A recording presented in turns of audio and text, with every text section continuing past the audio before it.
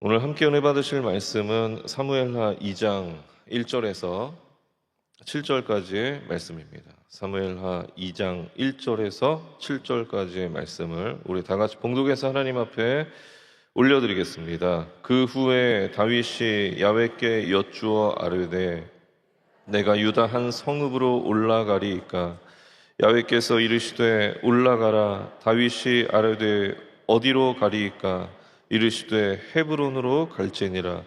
다윗이 그의 두 아내 이스라엘 여인 하잇노암과 갈멜 사람 나발의 아내였던 아비가일을 데리고 그리로 올라갈 때에 또 자기와 함께한 추종자들과 그들의 가족들을 다윗이 다 데리고 올라가서 헤브론 각 성읍에 살게 하니라.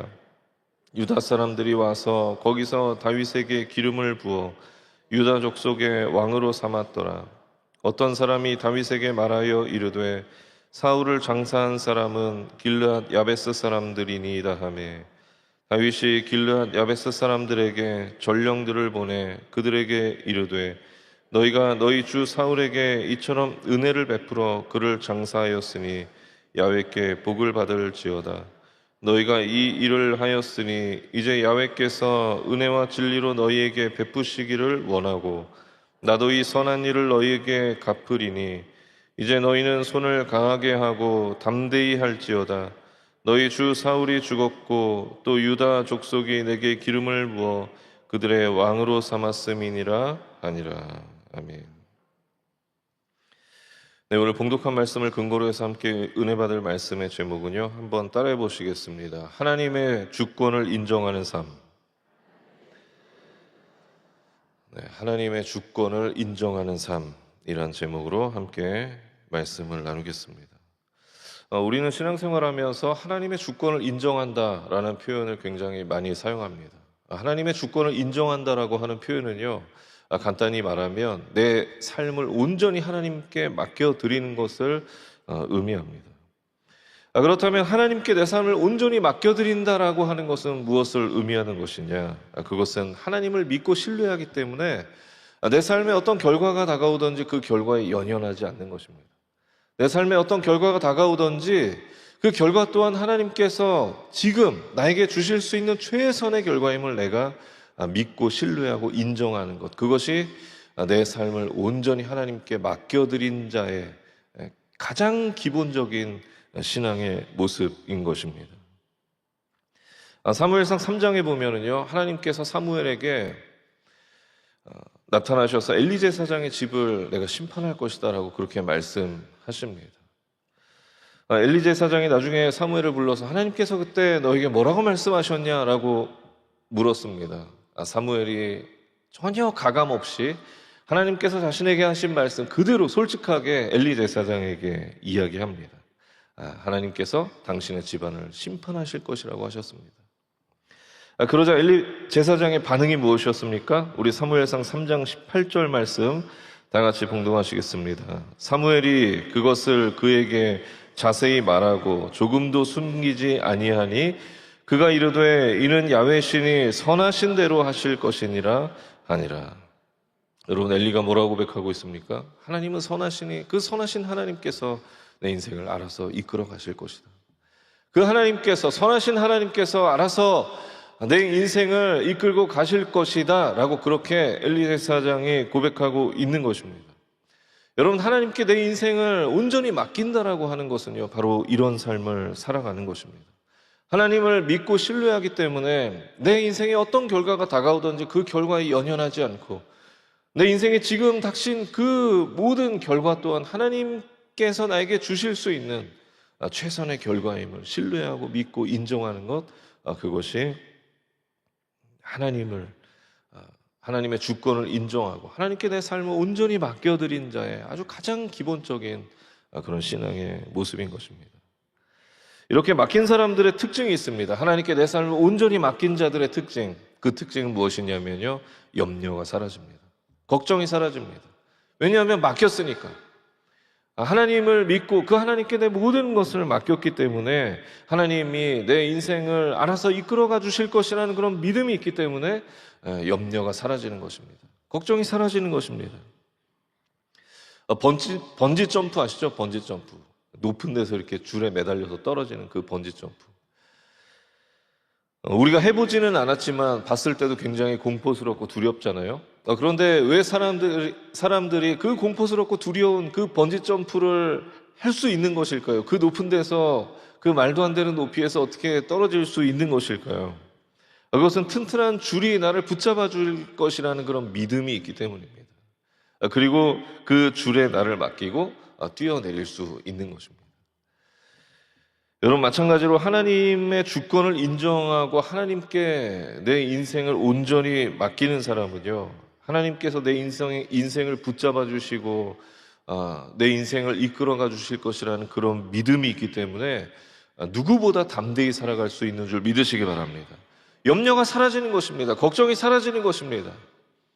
바라기는 저와 여러분이 하나님의 자녀로서 하나님의 주권을 인정하고 하나님께 온전히 내 삶을 맡겨드리는 그런 삶을 살아가게 되시길 예수님의 이름으로 축원합니다.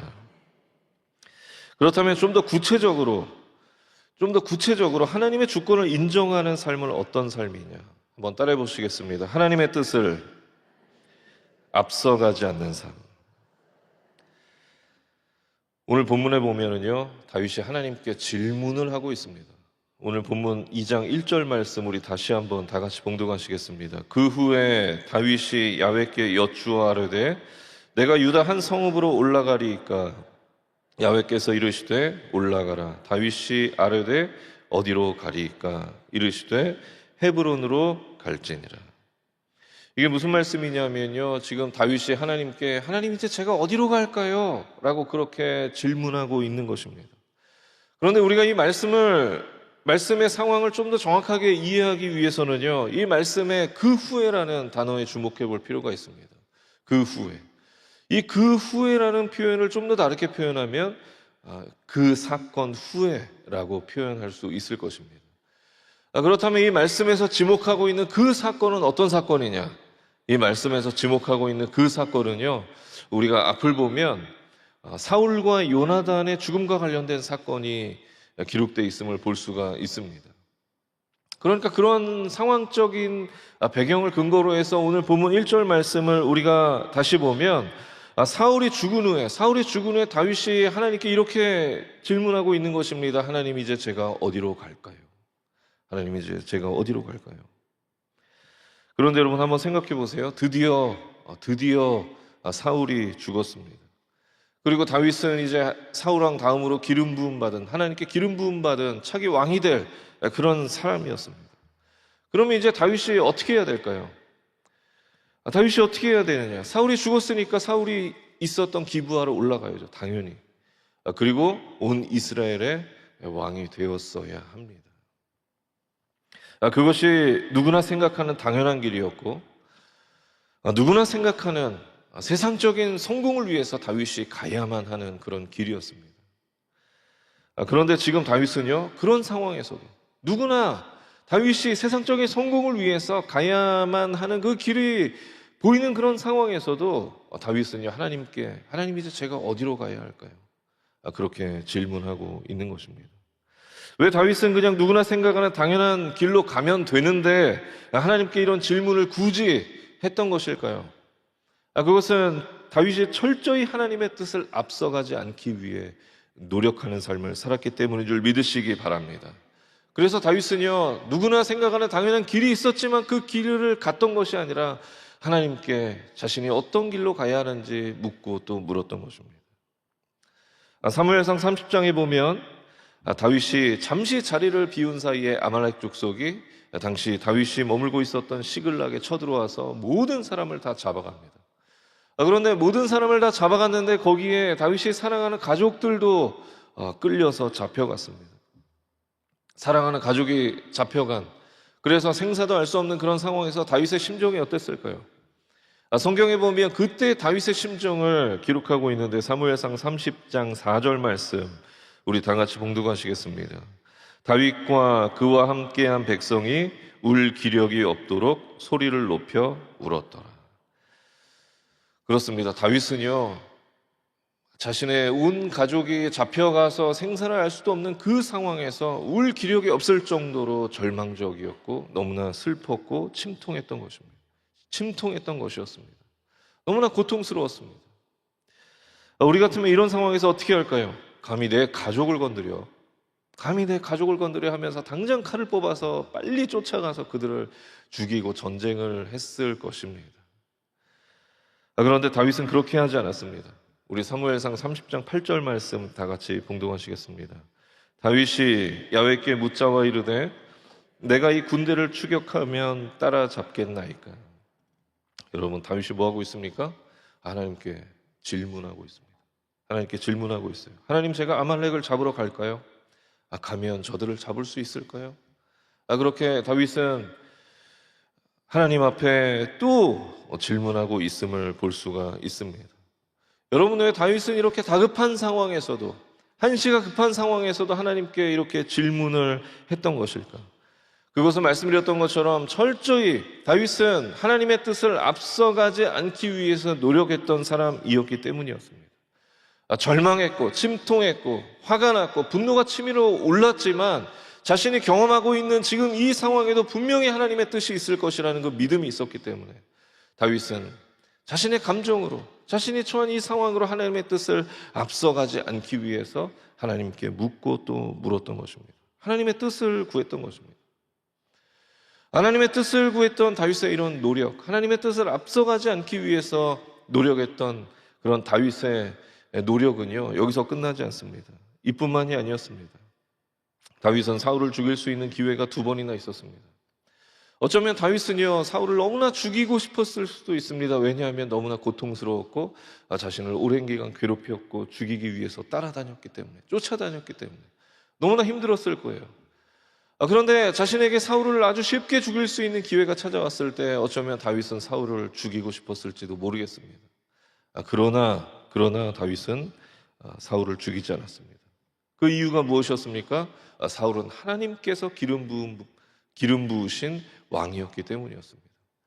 자신을 괴롭혔고 자신을 죽이기 위해 쫓아다니는 정말 생각하기도 싫은 그런 사울이었지만 그를 세우신 것에는 분명 하나님의 뜻이 있을 것이라는 그런 믿음이 다윗에게 있었기 때문에 자신을 쫓아다니고 죽이려고 하는 그 사울을 죽일 수 있는 기회가 있었음에도 불구하고 사울을 죽이지 않았던 것입니다. 하나님의 뜻을 앞서가지 않기 위해서 늘 노력하는 삶을 살았던 사람이 바로 이 다윗이었던 것입니다. 여러분, 이처럼 하나님의 주권을 인정하는 삶은요, 하나님의 뜻을 앞서가지 않고 하나님의 뜻을 구하고 그 뜻대로 살아가는 것이 하나님의 주권을 인정하는 삶인 줄 믿으시기 바랍니다. 내가 현실적으로 생각할 때 당연히 가야 할 길이 보이고 누구나 저 길을 가야 한다고 이야기하지만 그 길을 선택하지 않고 하나님의 뜻을 앞서가지 않기 위해서 늘 하나님의 뜻을 구하고 묻고 그 뜻대로 살아가는 삶, 그것이 바로 하나님의 주권을 인정하는 자의 삶인 줄 믿으시기 바랍니다.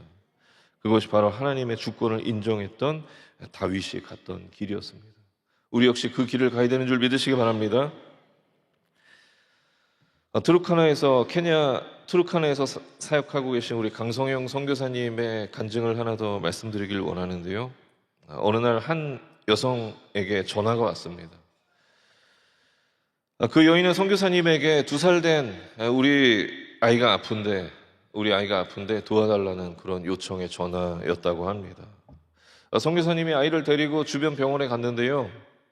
그 병원에서 이 아이는 신장에 문제가 있어서 여기서는 고칠 수가 없고 나이로비로 거기에 있는 큰 병원으로 가야 된다라고 그렇게 이야기를 했다고 합니다.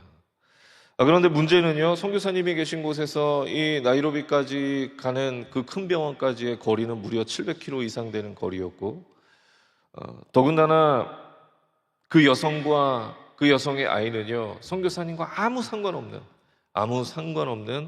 그런 사람들이었다고 합니다. 그런데 아무 상관도 없는 아이를 위해서 700km를 넘는 그 거리를 간다는 것은 쉬운 일이 아니었을 것입니다. 그러나 예수 그리스도의 사랑을 가지고 선교사님은 그 여인과 2살 난 아이를 데리고 700km를 달려서 나이로비에 있는 큰 병원으로 갔습니다. 그리고 그곳에서 여러 검사를 한 후에 2살 된 아이가 신장 투석을 하게 되었는데, 한 달 동안 신장 투석을 하니까 그 아이의 건강이 점차 정상적으로 조금씩 회복되었다고 합니다. 그리고 한 달이 되었을 무렵 중간 정산을 하기 위해서 선교사님이 진료비 내역서를 받아보았는데요, 깜짝 놀랐다고 합니다. 왜냐하면 너무나 많이 나와서. 그 금액이 얼마 정도였냐면 선교사님이 그동안 사역하면서 생활비를 위해서 조금씩 모아두었던 그 전 재산과 맞먹을 정도의 진료비가 나왔다고 합니다. 보통 사람 같으면요, 이런 상황에서 얼마나 갈등하고 고민했을까요? 이 돈이면 우리 가족이 1년이고 그 이상을 먹고 살 수 있는 그런 돈인데, 내가 이 돈을 생판 모르는 사람들을 위해서 사용한다? 아마 보통 사람들 같으면요, 쉽게 결정하지 못하고 큰 갈등을 했을 것입니다. 그런데 선교사님은 그 자리에서 스스로에게 이렇게 질문했다고 합니다. 예수님이라면 어떻게 하셨을까? 예수님이라면 어떻게 하셨을까? 늘 그 훈련을 하면서 그렇게 살아가셨다고 합니다. 예수님이시면 이 상황에서 어떻게 하셨을까? 그렇게 질문하고 나니까 그냥 답이 나오더래요. 여러분, 예수님이라면 어떻게 하셨을까요? 그 아이를 위해서 그 무엇이든 다 주시려고 하셨겠죠. 그래서 선교사님은 한치의 고민 없이 그 아이를 위해 어마어마한 그 병원비를 계산하고 기쁨으로 돌아오셨다는 간증을 들었습니다. 여러분, 이처럼 하나님의 주권을 인정하는 삶은요, 하나님의 뜻을 앞서가지 않고 늘 살아가면서 하나님의 뜻을 구하고 그 뜻대로 살아가는 삶, 그것이 하나님의 주권을 인정하는 자의 삶인 줄 믿으시기 바랍니다. 내가 현실적으로 생각할 때 당연히 가야 할 길이 보이지만, 누구나 가라고 하는 그 길이 보이지만, 그럼에도 불구하고 그 길을 선택하는 것이 아니라 하나님의 뜻을 구하고 그 뜻대로 살아가는 것, 그것이 하나님의 주권을 인정하는 삶이고, 그 길이 바로 다윗이 갔던 길이고, 그 길이 바로 저와 여러분이 가야 하는 길인 줄 믿으시기 바랍니다. 그래서 저와 여러분이 하나님의 뜻을 앞서지 않고 하나님의 뜻을 구하고 뜻대로 살아가는 주의 백성들이 다 되시길 예수님의 이름으로 축원합니다. 둘째로, 하나님의 주권을 인정하는 삶은 어떤 삶이냐? 두 번째는요, 한번 따라해 보시겠습니다. 하나님의 자녀로서 가야 할 길을 가는 삶. 네, 우리 본문 1절 말씀 다시 한번 봉독하시겠습니다. 그 후에 다윗이 야훼께 여쭈어 아뢰되 내가 유다 한 성읍으로 올라가리이까? 야훼께서 이르시되 올라가라. 다윗이 아뢰되 어디로 가리이까? 이르시되 헤브론으로 갈지니라. 말씀해 보니까 다윗이 하나님께 제가 어디로 갈까요? 질문을 하고 있습니다. 그러자 하나님께서 다윗에게 뭐라고 말씀하시냐면요, 너는 헤브론으로 가라 라고 그렇게 말씀하세요. 여러분, 이 하나님의 말씀은요, 다윗에게 있어서 굉장히 큰 도전을 주는 그런 말씀이었습니다. 왜냐하면 하나님의 이 말씀은 다윗에게 너는 사울과는 다른 길을 가라, 너는 사울과는 완전히 다른 길을 가야 된다라고 그렇게 말씀하시고 계신 것이기 때문입니다. 다시 말하면 하나님께서 지금 다윗에게 너는 너가 가고 싶은 길이 아니라, 세상의 성공을 위해서 가야 하는 그 길이 아니라 나를 위한 길을 가라, 내 자녀로서 가야 할 그 길을 너는 가야 된다라고 말씀하고 계신 것이기 때문입니다. 여러분, 우리가 인생을 살아가면서 우리 인생에는요, 우리가 가고 싶은 길과 우리가 하나님의 자녀로서 가야만 하는 길, 그 두 길이 존재합니다. 우리가 가고 싶은 길과 하나님의 자녀로서 가야만 하는 길이 일치하면 가장 좋겠죠. 그러나 내가 가고 싶은 길과 내가 하나님의 자녀로서 가야만 하는 길이 일치하지 않는 경우가 더 많이 있습니다. 그렇다면 오늘 본문에 기록된 다윗은 어떤 길을 가고 싶었을까요? 다윗이 가고 싶었던 길은 어디였을까요? 사울이 죽었습니다. 사울이 죽은 이후에 다윗이 가고 싶었던 길은 어떤 길이었을까? 당연히 다윗도 인간이기 때문에 사울의 뒤를 이어서 온 이스라엘의 왕이 되고 싶었을지도 모르겠습니다. 온 이스라엘을 통치하고 싶었을지도 모르겠습니다. 그런데 그런 다윗을 향해서 하나님께서 뭐라고 말씀하시냐면, 너는 사울과는 다른 길을 가라. 너는 나를 위한 길을 가라. 너는 내 자녀로서 가야만 하는 길을 가라. 그렇게 말씀하셨던 것입니다. 그러면서 다윗에게 사울이 있었던 기브아가 아니라 너는 헤브론으로 가라, 그렇게 말씀하셨던 것입니다. 다윗 입장에서 얼마나 당황스러웠을까요? 그런데 다윗을 더 당황스럽게 만들었던 것은요, 다윗이 하나님의 말씀을 따라 헤브론으로 갔는데 헤브론에서 온 이스라엘의 그 12지파 중에 단 한 지파, 유다 지파만이 다윗을 왕으로 추대했다라고 하는 것입니다. 다윗의 입장에서 얼마나 당황스러웠을까요? 그런데 다윗의 당황스러운 사건은 거기서 끝나지 않습니다. 다윗을 더 당황스럽게 하는, 어쩌면 하나님에게 배신감마저 들 수 있게 하는 사건이 벌어지는데, 하나님께서 다윗은 헤브론에서 유다 지파만의 왕으로 세우셨는데 사울의 아들 이스보셋은요, 하나님께서 온 이스라엘의 왕으로 세우셨던 것입니다. 그 말씀이 사무엘하 2장 8절에서 9절까지 기록되어 있는데 이렇게 기록합니다. 사울의 군사령관 네리 아들 아브넬이 이미 사울의 아들 이스보셋을 데리고 마하나임으로 건너가 길르앗과 아술과 이스라엘과 에브라임과 베냐민과 온 이스라엘의 왕으로 삼았더라. 여러분, 다윗의 심정이 어땠을까요? 당황을 넘어서서 하나님을 향해서 배신감마저 들었을지도 모르겠습니다. 분명히 하나님께서는 사울왕 다음으로 다윗에게 기름 부으셨습니다. 그리고 다윗은 어쩌면 그 기름 부음 받은 것 때문에 그 모든 오랜 시간을 견디고 또 견디며 살아갔을지도 모르겠습니다. 사울이 죽으면, 사울 다음 왕은 내가 왕인데 하면서 그렇게 모진 시간들을, 고통의 시간들을 견뎌왔을지도 모르겠습니다. 그런데 사울이 죽었는데 하나님께서는요, 자기는 헤브론에서 유다 지파만의 왕으로 세우시더니 사울의 아들 이스보셋은 온 이스라엘의 왕으로 세우셨던 것입니다. 다윗이 그 상황을 마주하면서 얼마나 당황스러웠을까요? 아니, 당황을 넘어서서 하나님께 배신감마저 들었을지도 모르겠습니다. 그러나 여러분, 중요한 것은 다윗은 그렇게 당황스러운 상황에서도 어쩌면 자신이 가고 싶은 그 길이 명확하게 보이는 그 상황에서도 다윗은 자신이 가고 싶은 길이 아니라, 누구나 가라고 하는 그 길이 아니라 하나님의 자녀로서 가야만 하는 그 길을 선택해서 갔다라고 하는 것입니다. 성경은 헤브론으로 가라는 하나님의 말씀을 듣고 난 뒤에 다윗의 모습을 이렇게 기록합니다. 사무엘하 2장 2절 말씀은 이렇게 기록합니다. 다윗이 그의 두 아내 이스라엘 여인 아히노암과 갈멜 사람 나발의 아내였던 아비가일을 데리고 그리로 올라갈 때에, 다윗은 하나님의 말씀을 듣고 하나님의 말씀에 토달지 않았습니다. 즉시 하나님의 말씀에 순종하여서 자신이 가야만 하는 그 길을 묵묵히 갔습니다. 그렇게 다윗은 하나님의 뜻대로 헤브론으로 갔습니다. 그리고 결국 그 헤브론에서 무려 7년 6개월이라고 하는 아주 긴 시간을 그곳에서 머무르며 유다 지파의 왕으로 살아갔습니다. 그러나 다윗이 헤브론에서 보냈던 그 7년 6개월의 시간은요, 절망의 시간이 아니었습니다. 무의미한 시간이 아니었습니다. 왜냐하면 하나님께서 그 7년 6개월의 시간을 통해서 다윗을 온 이스라엘의 왕으로 준비시키셨고, 그 7년 6개월의 시간을 통해서 다윗을 온 이스라엘의 왕으로 만들어가는 시간이었기 때문이었습니다. 그리고 그 7년 6개월 이후에 다윗은 온 이스라엘의 왕이 됨을 우리가 볼 수가 있는 것입니다. 여러분, 때로는 우리에게도 다윗이 경험했던 도저히 이해되지 않고 납득되지 않는 그 7년 6개월의 시간이 우리에게도 있을 수 있습니다. 그러나 우리가 도저히 이해할 수 없고 납득할 수 없는 그 시간은 절망의 시간이 아닙니다. 무의미한 시간이 아닙니다. 그 시간은 하나님께서 우리를 사명자로 만들어 가시는 시간이고, 그 시간은 하나님께서 우리를 사명자로 준비시키는 시간인 줄 믿으시기 바랍니다. 그렇기 때문에 중요한 것은 저와 여러분이 다윗처럼 내가 가고 싶은 길이 아니라, 세상의 성공을 위해 가는 그 길이 아니라 하나님을 위해서 가는 길, 하나님의 자녀로서 가야만 하는 그 길을 선택해서 살아가는 것, 그것이 우리 인생에서 가장 중요한 것입니다.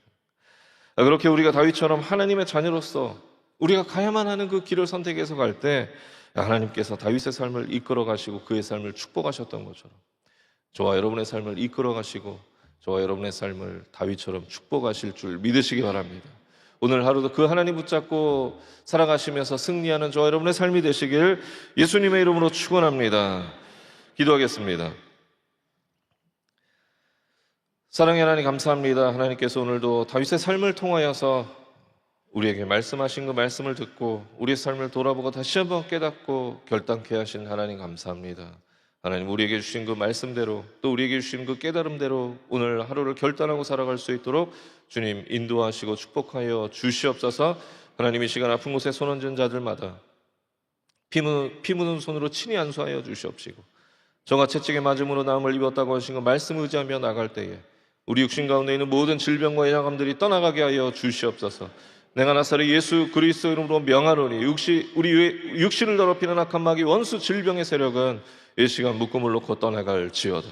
우리의 가정과 범사와 사업과 직장과 우리 모든 삶에서 이 시간 묶음을 놓고 떠나갈지어다.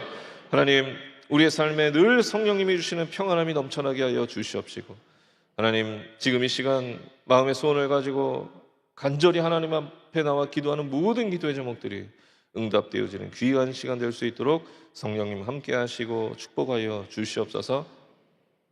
하나님, 이 시간 또 하나님 앞에 받은 은혜 감사해서 귀한 예물 드린 손길마다 하나님 축복하여 주시옵시고 그 예물 하나님 나라 위에 귀하게 사용되게 하시며 드린 손길 가운데 하나님의 축복이 갑절로 임할 수 있도록 주님 역사하시고 인도하여 주시옵소서. 오늘 우리의 삶을 믿음으로 승리케 하실 그 하나님 감사드리며 우리를 구원하신 예수님의 이름으로 간절히 기도했습니다. 아멘. 하늘에 계신 우리 아버지여, 이름이 거룩히 여김을 받으시오며 나라가 임하시오며 뜻이 하늘에서 이루어진 것 같이 땅에서도 이루어지이다. 오늘 우리에게 일용할 양식을 주시옵고 우리가 우리에게 죄 지은 자를 사하여 준 것 같이 우리 죄를 사하여 주시옵고 우리를 시험에 들게 하지 마시옵고 다만 악에서 구하시옵소서. 나라와 권세와 영광이 아버지께 영원히 있사옵나이다. 아멘.